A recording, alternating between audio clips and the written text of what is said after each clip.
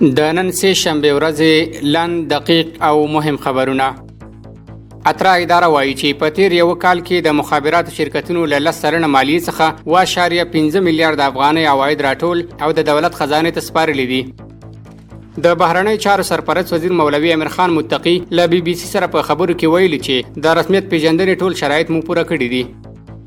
علوم اکاډمي کې د افغان کډوالۍ د ادبیاتو لومړنی علمي څېړنیز سیمینار ترسره شو.